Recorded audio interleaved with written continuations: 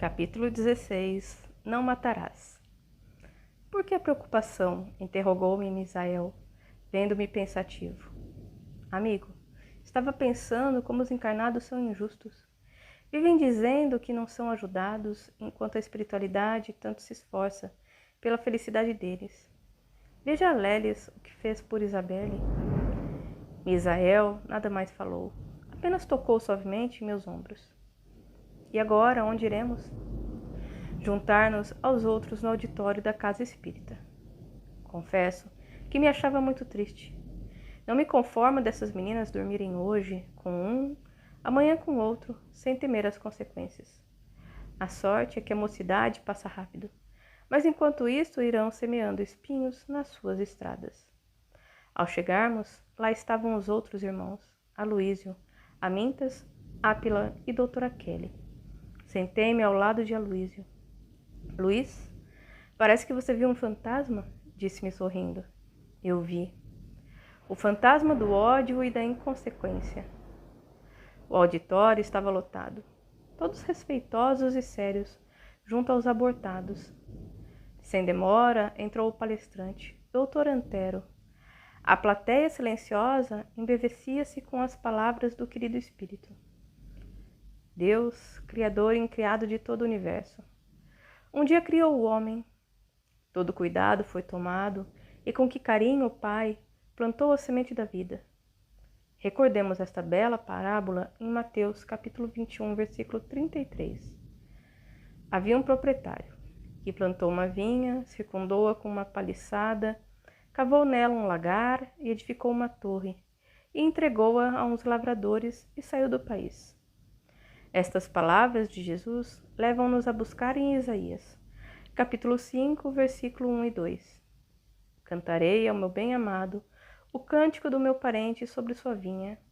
O meu amado adquiriu uma vinha plantada numa colina fertilíssima.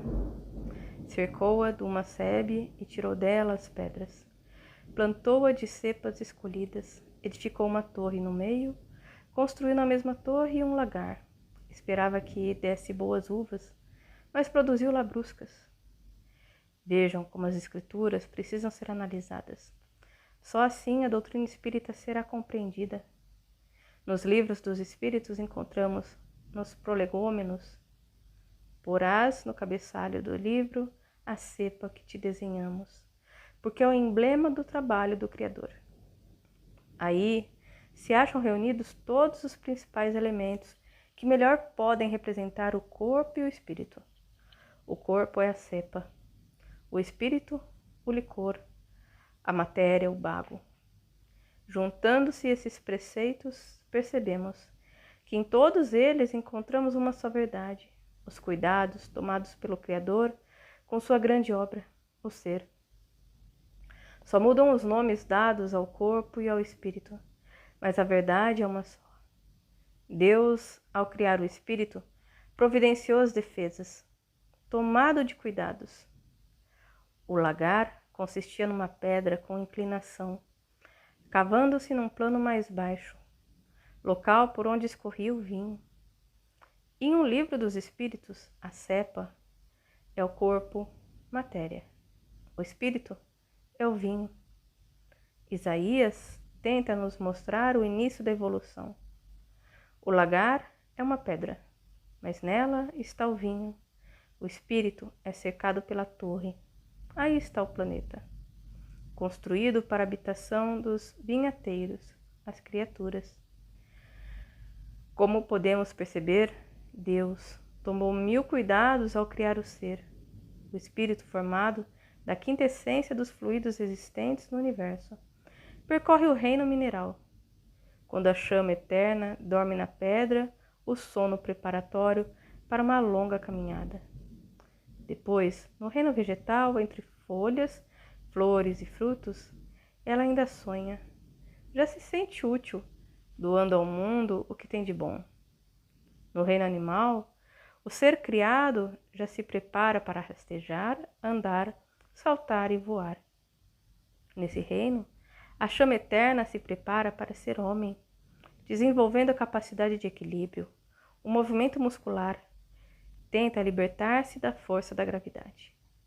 Aprende a rastejar, andar, nadar e voar. Depois, chega ao reino nominal, onde após muito aprender, recebe o diploma do livre-arbítrio. Como vem, quantos cuidados tomou Deus para com as suas criaturas. Por isso, Jesus pronunciou esta bela parábola. Olhai as aves do céu. Mateus, capítulo 6, versículo 25 a 27. Não andeis cuidadosos da vossa vida, quanto ao que haveis de comer, nem para o vosso corpo o que vestireis. Não é mais a alma do que a comida, e o corpo do que o vestido? Olhai para as aves do céu, que não semeiam, nem cegam, nem fazem provimentos nos celeiros, e contudo o vosso Pai Celestial vos sustenta. Porventura, não sois mais do que elas? E qual de vós, com as suas preocupações, pode acrescentar um côvado à sua estatura? Aqui, Jesus é muito explícito quando mostra aos homens o quanto ele é importante para Deus, pois já possui inteligência e a ave está aprendendo a voar e a andar. O homem, que já passou pelos diversos reinos, ainda reluta em embelezar sua alma. Embora já possuindo inteligência, ainda é inculto em sabedoria, e por isso não pode acrescentar um côvado à sua estatura, principalmente a espiritual. O crescimento espiritual é feito de renúncias e muito amor. Hoje, o homem mata os seus primeiros sonhos quando não respeita Deus nem as suas criaturas. Precisamos valorizar o homem, dizer-lhe o quanto é importante para Deus e que não pode, por isso mesmo, jogar fora as oportunidades. Hoje, continuou o nosso irmão palestrante, inconsequentes médicos que recebem a tarefa de salvar vidas fundam clínicas da morte, apenas por míseras moedas. Mulheres que um dia foram escolhidas por Deus para fecundar no seu corpo outros corpos, matam sem compaixão. A mulher tem a tarefa de transportar os espíritos que precisam reencarnar, e ai daquelas que jogam fora essa oportunidade. O trabalho dos departamentos espirituais tem de ser respeitado. Estamos aqui para que os espíritos psicógrafos digam aos seus leitores: lutem contra o assassinato desumano que ocorre todos os dias bem junto a vocês. O corpo do homem é também importante. Ele foi preparado para vestir o espírito que retoma a terra. Por que destruí-lo? Será que os médicos aborteiros ou as curiosas conhecem a beleza dos corpos humanos? Será que eles sabem que um feto tem vários corpos? E o trabalho que dá a juntá-los para uma longa viagem? O corpo material é o corpo orgânico, sujeito à morte. O corpo espiritual é semimaterial, com energias e fluidos destinado a ligar o espírito ao corpo, mas que se transforma após a morte. Esse corpo, chamado perispírito, pode ficar deformado pelos abusos do espírito. Também pode sofrer modificações exigidas por futuras encarnações, para adaptar-se às novas formas e às novas determinações genéticas e hereditárias. É no perispírito que se encontram os centros de força que organizam o corpo material. O perispírito é uma usina energética. É dele que partem os fluidos espirituais. Destruir esses corpos, separando-os através do aborto, é violentar um trabalho divino. É rasgar inúmeras páginas do livro da vida. Se o homem buscar as verdades espirituais, tornar-se-á menos inconsequente. O que se vê hoje em dia é difícil de acreditar. Muitos homens matam, roubam, traem, apenas para servirem a si mesmos. Será que eles ignoram que um dia terão de prestar contas? E ai daqueles que não aproveitarem bem a encarnação. O Senhor tornará a terra para levar consigo os que tiverem permanecido fiéis às leis divinas. E uma delas é: não matarás. com a liberação do sexo, está se tornando mais difícil a reencarnação. Os casais, distanciados do amor, apenas se juntam para satisfazer o desejo. Desejo este, muitas vezes, forjado por estimulantes. Como preparar a descida de um espírito em vasos tão infectados pela falta de moral e de amor? Como fazer germinar em um ventre materno uma semente divina, quando esse ventre está bem longe de ser a manjedoura de Deus? Precisamos orientar as casas espíritas, pedindo aos seus dirigentes que promovam campanhas esclarecedoras sobre o aborto. Queríamos que os encarnados soubessem, prosseguiu, que a conjugação entre os corpos espiritual e físico não se faz ao acaso. Depende de um trabalho imenso, ainda desconhecido pelos homens. Não adianta algumas mulheres gritarem que são donas do seu corpo. Nenhum espírito é ligado a uma mulher sem uma atração específica. Não podemos esquecer que o espírito reencarnante sofre várias alterações, não somente na sua organização perispiritual, como no seu espírito. Para retornar o espírito à carne, seu corpo perispiritual sofre um processo de redução, de concentração, para um perfeito encolhimento. Isso tudo ocorre, não por acaso, mas obedecendo às leis.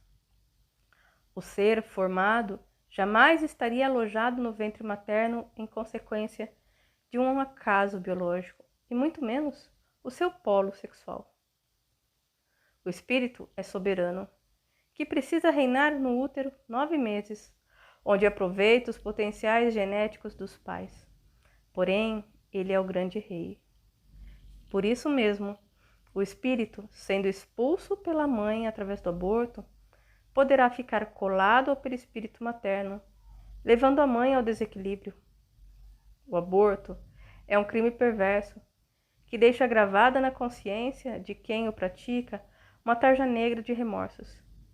Queira Deus, os homens lutem pela paz, principalmente a paz da consciência. O sexo não é pecaminoso, condenável é o excesso, o abuso, a falta de respeito às leis morais estabelecidas por Deus. O sexo é necessário para que se opere a renovação dos seres que desencarnam, mas brincar com ele é como colocar uma arma em mãos infantis. Sérias consequências advirão. Oramos para que o homem, principalmente a laboriosa classe médica, se levante em defesa dos inocentes, para que seus corpos não mais enfeitem as cestas de lixo. Ninguém recebe uma tarefa para jogá-la fora. Lembremos-nos disso. Que Deus nos ampare nessa missão de amor e luta. Felicidades. Meus olhos percorreram o recinto. Fitei meus companheiros e pensei, como deve ser triste ser assassinado pelos próprios pais. É difícil imaginar que Deus criou um ser simples e inocente, e ele se perdeu, inebriado, no mar infinito do materialismo. Luiz Sérgio, falou o jovem Aloísio, interrompendo meus pensamentos. Hoje o que mais se vê são homens duros e maus, que parecem inclinados só a matar. Às vezes observo o trânsito. As pessoas, como se enlouquecidas ao volante, não dirigem o carro. Este é o que as domina. Manobram perigosamente, xingam, ultrapassam no movimento errado. Enfim, ninguém é irmão no trânsito. É a lei da vantagem e do grito. Concordei com o que dizia e depois indaguei.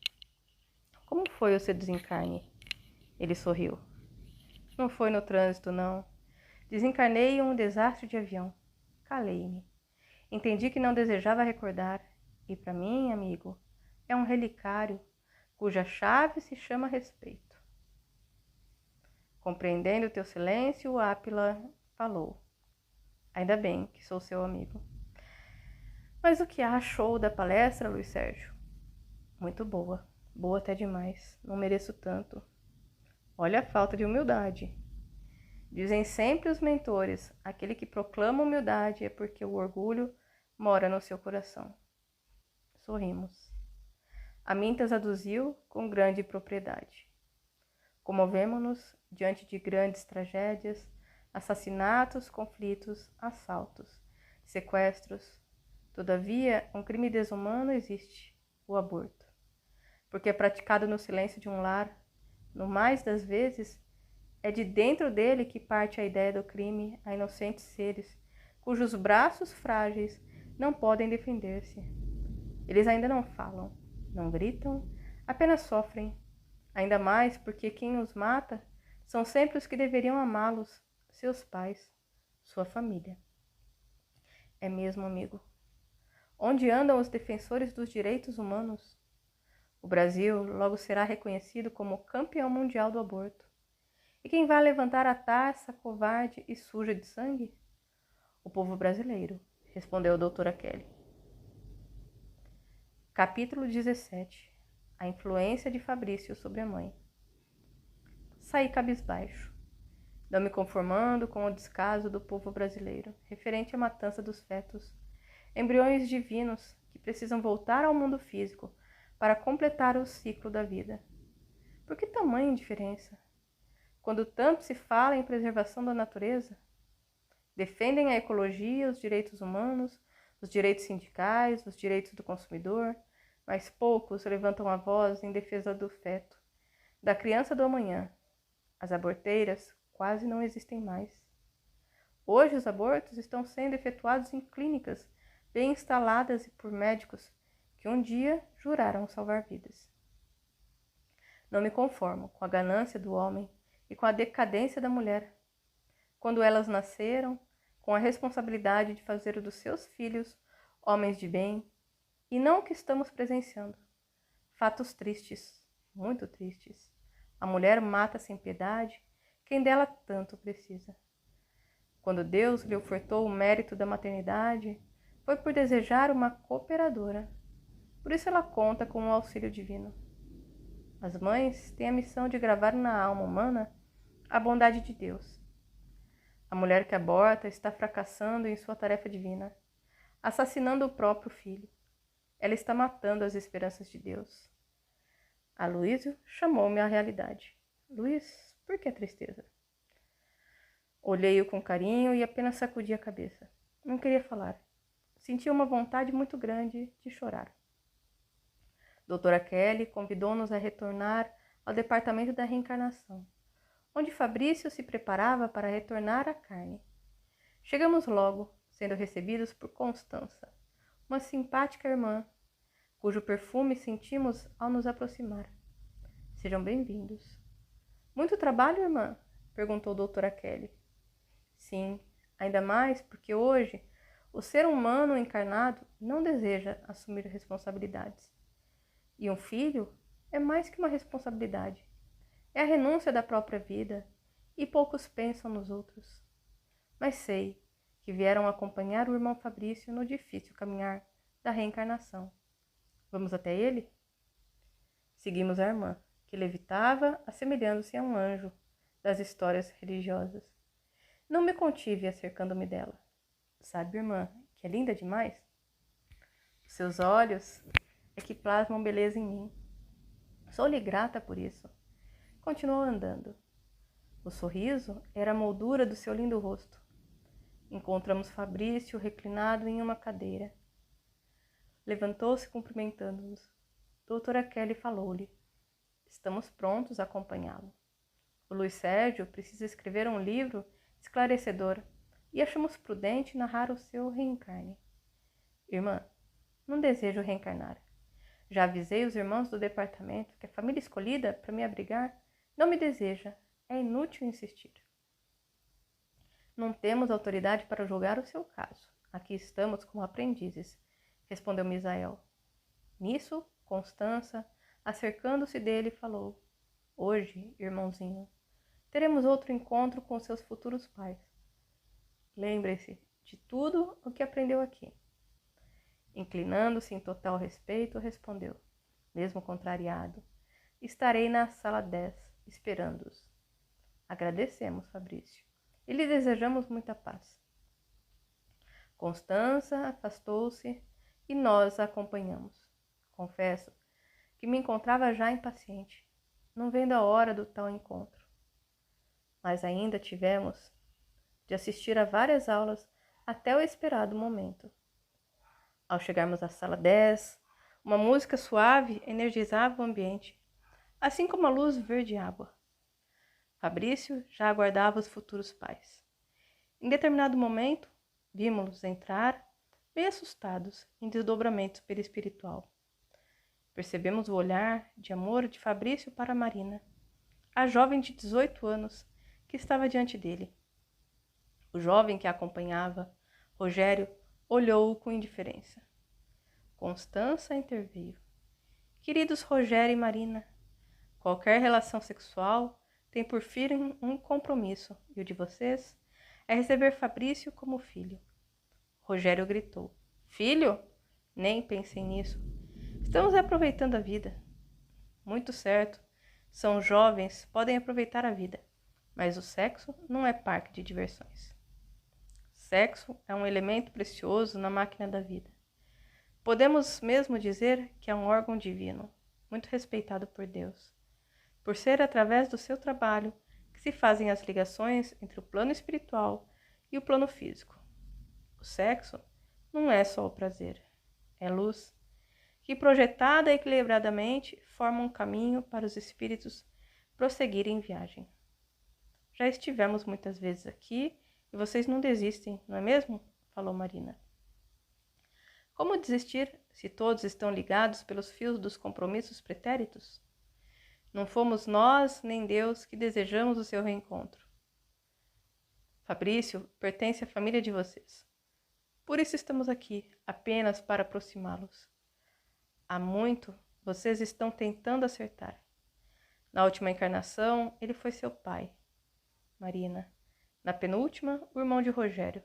Por que agora o rejeitam? Indagou Constança. Simplesmente porque não queremos filhos, respondeu Rogério, que olhando para Fabrício perguntou-lhe: E tu, queres ser nosso filho? Não, prefiro ficar aqui onde tenho amigos. Está vendo, senhora? Nem ele deseja reencarnar. Estávamos assistindo à entrevista daqueles seres que precisavam estar unidos pelos laços familiares. Sei que depois de muitos minutos, Constança convenceu o casal a receber Fabrício e ficou acertada à volta do irmão pelo ventre de Marina. Falei para Luísio que isso não vai dar certo, outro abortado. Ô Luiz, nem pense nisso. Encontros como este existiram muitos e sempre Rogério e Marina relutavam em receber Fabrício, mesmo dizendo sim a Constança. Chegado o grande dia, presenciamos a luta do espírito desencarnado para se despojar de certos fluidos do mundo espiritual e assimilar outros do plano físico. Um trabalho imenso da espiritualidade. Tudo preparado. O mapa da vida física de Fabrício e o adormecimento da sua mente. Depois a redução perispiritual. Os construtores, com os técnicos, entregaram Fabrício mais uma vez à equipe de reencarnação. Ele agora era um ovo, desenvolvendo-se no útero de Marina. Alojado naquele ventre jovem, iniciava sua vida fetal. Como toda gravidez inesperada, ocorreram comentários, assombro, revolta e o desejo de impedi-la. Mas graças a Deus, Marina e Rogério resolveram aceitar Fabrício como filho, e ele ali estava protegido pelo sentimento da mãe. Íamos agora para outro trabalho, quando a doutora Isis foi chamada para prestar socorro a Marina. Encontramo-la deitada, pálida, ou melhor, cadavérica.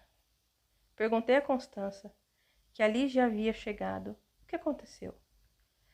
A irmã está com suspeita de hepatite. Misael aplicou-lhe passos magnéticos, detendo-se particularmente na região do fígado.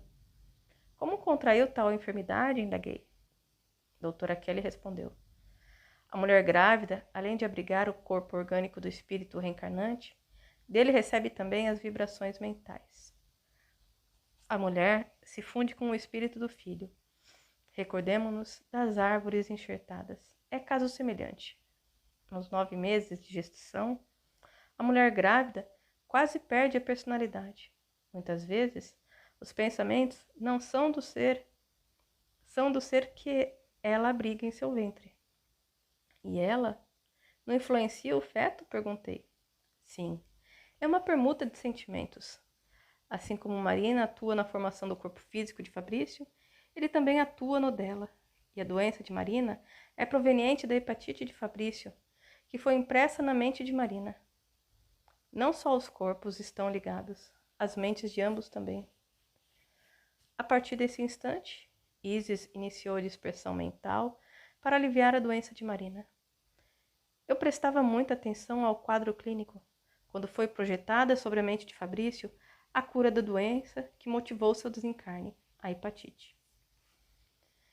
Os pais de Marina, já gostando do neto, tudo faziam pela recuperação da filha, tanto que, mesmo sendo orgulhosos e um tanto inconformados de a filha casar-se grávida, agora só queriam a saúde de Marina.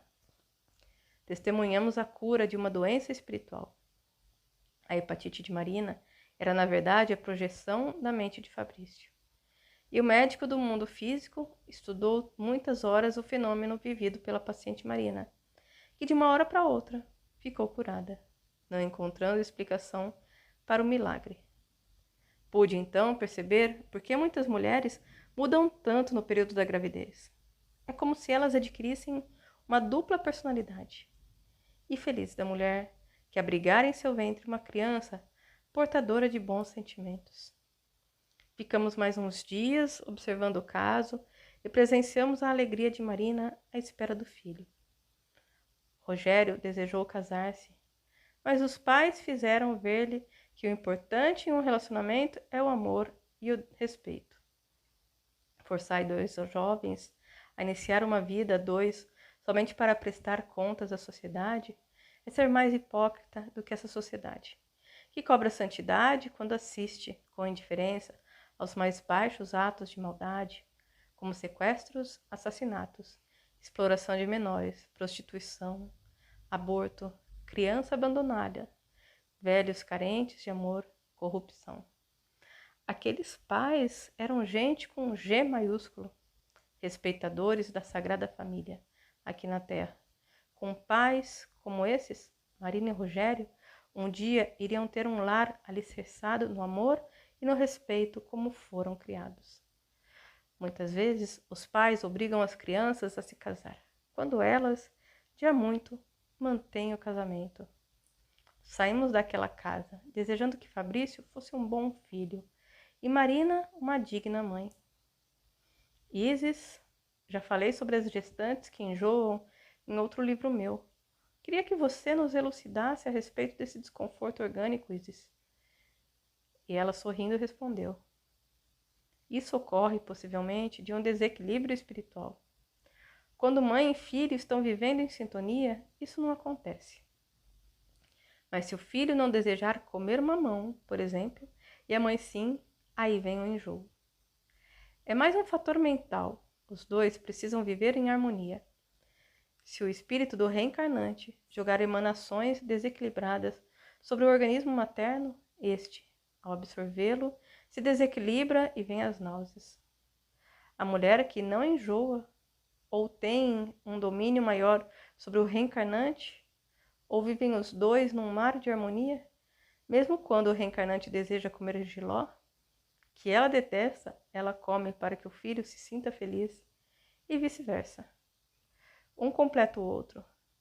Conheci um caso em que os dois não combinavam quanto à alimentação, mas mesmo assim, a gravidez foi tranquila.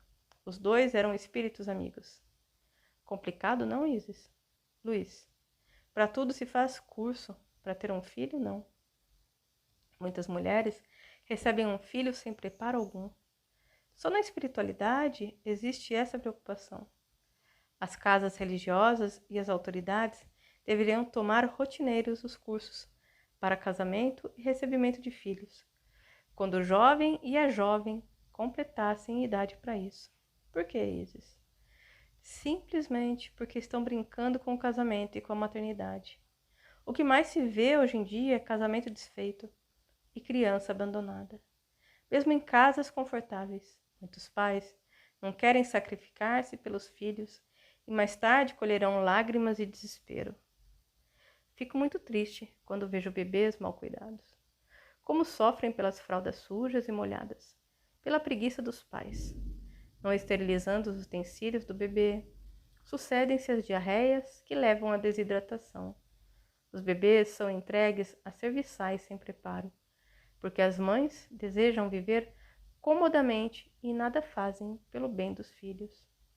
As assaduras são constantes, porque as mães não sabem que têm de lavar os órgãos genitais após a urina e a defecação. As sopas das crianças são compradas em supermercado ou mal feitas, sem o mínimo capricho, porque perfeição é tempo e muitas mulheres não têm tempo para os filhos. As crianças sofrem e nós junto a elas. Pode dizer-nos, Isis, o que torna uma criança feliz? Vou dizer, contrariamente, o que faz um filho infeliz e o leva à marginalidade. Faça-o sentir-se rejeitado, inferior e desprezado. Bata em seu filho a qualquer momento, mostrando que você é o chefe. Não mantenha a disciplina, não lhe dê ocupação. Minta para ele, briguem pai e mãe diante do filho, critique o vizinho, os sogros, os amigos, vá contra o professor por tentar educar seu filho. Deixe-o à frente da televisão, diante de filmes violentos e com cenas de sexo. Deixe-o longe da religião. Não procure saber quem são seus amigos. Deixe-o ficar na rua até altas horas da noite. Consinta que trate mal os empregados. Furte alguma coisa diante dele. Seja áspero com as pessoas. Não dê amor e compreensão ao seu filho. Não o leve a passeios, ao cinema, ao teatro, aos concertos. Não o ensine a amar a música e a natureza. Presenteie-o com brinquedos violentos, mande-o revidar as ofensas e, quando brigar, aplauda-o, principalmente quando bater nos amigos. Diga-lhe que precisa pisar nos outros para vencer na vida. Não o apresente ao Cristo. Deixe-o fazer o que deseja, mesmo ferindo os outros. Xingue-o com palavrões. Seja avaro com o alimento que ele come. Cobre dele tudo o que você faz ou fez por ele. Enfim, Luiz, tudo isso leva uma criança à marginalidade. Aí, coitada, os pais falharam na sua educação. Isis, você luta pelo direito da criança, não é mesmo? Lutamos pela felicidade do ser, e ninguém pode ser feliz ao lado da marginalidade. A criança mal educada hoje será o desajustado de amanhã. Precisamos criar cursos em colégios, faculdades, centros espíritas, centros comunitários e outras entidades sobre o casamento e a criação de filhos. Porque se continuarmos assim, como estamos, o mundo vai chorar mais ainda do que está chorando agora.